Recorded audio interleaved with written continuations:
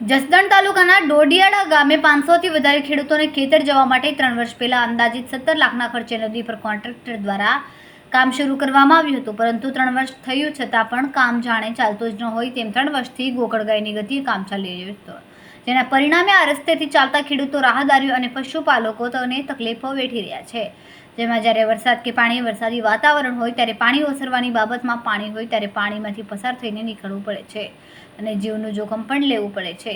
સ્થાનિક ખેડૂતો અને રાહદારીઓનો રોષ વધી રહ્યો છે, ત્યારે આ મામલે ખેડૂતો દ્વારા મીડિયા સમક્ષ પોતાની પ્રતિક્રિયાઓને યથાવર્ણવી છે, જેમાં સરપંચ, તાલુકા પંચાયતના સદસ્યો, જિલ્લા પંચાયતના સદસ્યો, ધારાસભ્ય અને સાંસદ સભ્ય જ્યારે પણ હોય ત્યારે ચૂંટણી સમયે તેમજ ફોટો સેશન માટે ગામમાં દોડી આવે છે, પરંતુ મસમોટા વાયદાઓ અને વિકાસની વાતો કરીને ફોટો પર આવી ચાલતી પકડે છે. ત્યારે અહીંયા જવાબદાર અધિકારીઓ અને પદ અધિકારીઓની આવડત ન હોવાથી કે ભ્રષ્ટાચાર થયો હોવાની શંકાથી કામ અટકી પડ્યું છે, જેને લઈને 3 વર્ષથી ખેડૂતો અને રાહદારીઓ કામ પૂર્ણ થવાની રાહ જોવે છે.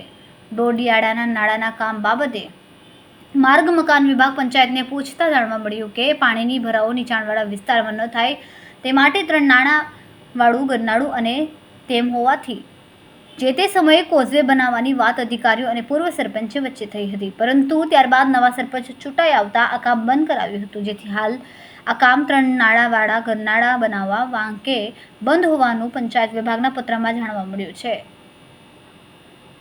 હવે અમારે આ 3 વર્ષથી આ પ્રશ્ન છે જોરદાર. ડોડિયાળાથી બીલડીને જોઈન્ટ કરતો રસ્તો છે, એમાં ખેડૂતો ઓછામાં ઓછા 500 ખેડૂત છે, એને કાયમ આવવા જવાની પૂરી તકલીફ છે અને ડાયવર્ઝન અત્યારે બીજાના ખેતરમાંથી અમે કાઢેલો છે.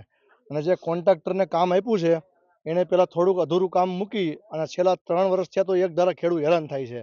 અમે અમારા ખર્ચે જે ધાબી બનાવેલી હતી ને એ લોકોએ તોડી નાખી અને એનું કામ તો હજી પૂરું થયું નથી. 8 મહિનાથી ચાલુ કર્યું છે, 3 વર્ષથી કામ મંજૂર થઈ ગયું હતું અને વચમાં પાછું એક દી ખોદી પાછા વી ગયા વરસથી 2 વર્ષ પહેલા. એટલે આ છેલ્લા 3 વર્ષથી ખેડૂત સતત હેરાન થાય છે. અમારા ખર્ચે જે કામ કર્યું હતું ને એ લોકોએ તોડી નાખ્યું અને ડોડિયાળાથી બીલડીને જોઈન્ટ રસ્તો છે. અત્યારે લોકોને 10 કિલોમીટર ફેર જવું પડે છે હાલવા.